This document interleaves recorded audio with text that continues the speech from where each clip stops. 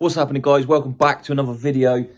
Now, this video is solely about Afghanistan, so if you don't really want to hear about it, then I suggest you click off. However, if you do want to stay and listen to some of the history and the past of what I went through there, then stay tuned. Okay, so let's jump straight into it. Afghanistan. Okay, so I deployed there when I was an 18-year-old soldier, young lad, and it definitely opened my eyes seeing some of the stuff I did out there. So in 2006, I deployed on Operation Herrick 4 and for 7 months, and that was a massive eye-opener. That country is Badlands. It's nothing like the UK, and yeah, complete shock to the system. Came back from there. I didn't think I had any problems as such.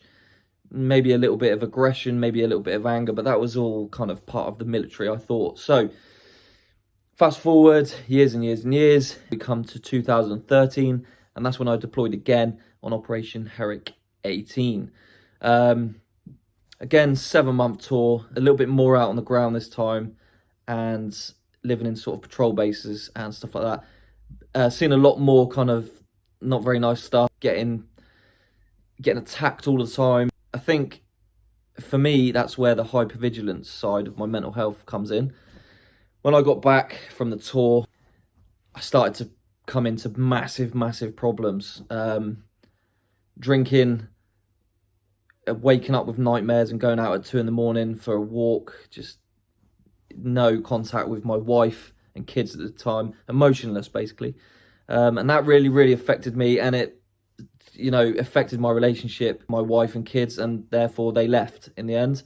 So I was medically discharged with PTSD and bipolar, and then now we're here. So this is fast track to here. I left in 2018, I think.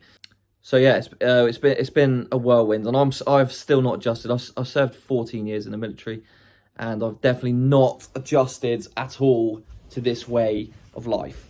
Now, let's go back to Afghan, and at the moment, obviously, it's took the Afghanis, the Taliban specifically, a week to take over pretty much the whole of Afghanistan, and you couldn't even drive the country in a week. So I'm not going to get into the politics and stuff, but the Afghan National Army were trained by the British Army in the US, and a lot of all the other foreign countries went over there to train them. And it just seems like they have seen the Taliban and they have just, surrendered straight to them and said, look, here you go, walk in. And probably some of them have started to fight with them. Who knows? But yeah, so it's very disheartening to see on television all the work that kind of ISAF, but the UK and the US forces and all the other nations that took part in the conflict, just go to shit, really. So yeah, today's been a bit of an upsetting day watching them take over Kabul. I lost a few friends out there, and many other veterans, I'm sure, and serving soldiers have as well. So I just wanted to sort of air my opinion on YouTube and just let you guys know that what we did out there was it was pretty hardcore, and a lot of blokes paid and women paid the ultimate sacrifice, and that was not to come home to their friends and family. So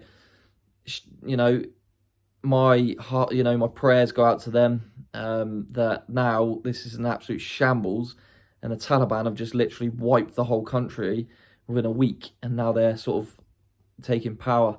Now, I've just watched a few videos of some C-17s taxiing down the runway in Kabul with people of what I can only describe as an apocalyptic scene, running down the runway after a plane. I've never ever seen that stuff before. It's mental. I can't quite grasp.